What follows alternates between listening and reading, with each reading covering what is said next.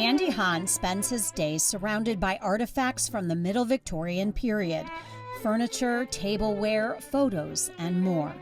As steward of the historic Campbell House Museum, he walks visitors daily through St. Louis's rich history, a history he has followed since childhood on maps.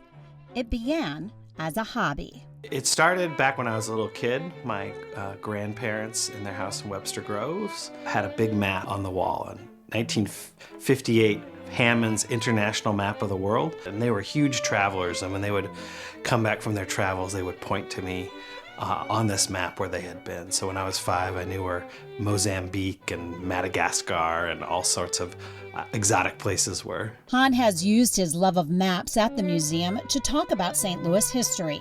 He says maps are a valuable guide in learning about the city's past, from its origins along the Mississippi River. We use maps every day in our interpretation, in telling visitors about how St. Louis has grown and evolved over the decades. That experience, combined with his personal interest in maps, prompted him to write this book, Mapping St. Louis, A History of the Gateway City in 40 Rare Maps. So my book is a chronological look at St. Louis through the lens of maps.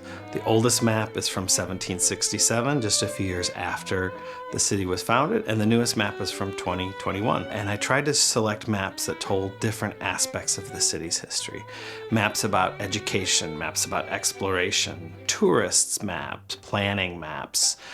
So I really wanted to get a wide variety of maps, and each one would tell a unique and fascinating story about our city. And I think maps have a very unique power. They have a magnetism that draws you in.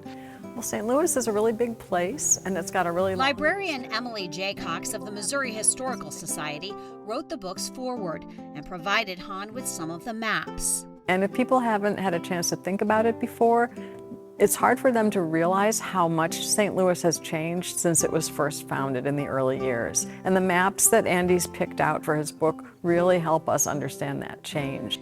The coffee table-sized book also includes many photos and stories that take readers on a unique journey. One that surprised me the most, or the one that I really was intrigued by the most, was the 1860s map of the Civil War forts in St. Louis. At the beginning of the war, the federal government and the U.S. Army built a series of over 10 forts that literally ringed the city, that surrounded the whole city.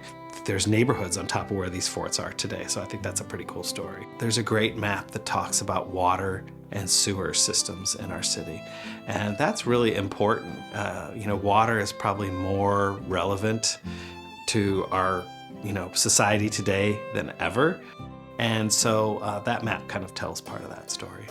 Hahn's book incorporates different types of maps, and the large size of the book means you won't have to squint or use a magnifying glass to read them. I guess I'm biased because I'm kind of a map nerd. I've watched people when they take the book in their hands and start looking through it, and their eyes get big and they kind of light up, and then they say, I know someone who would love this book, and it just really grabs people.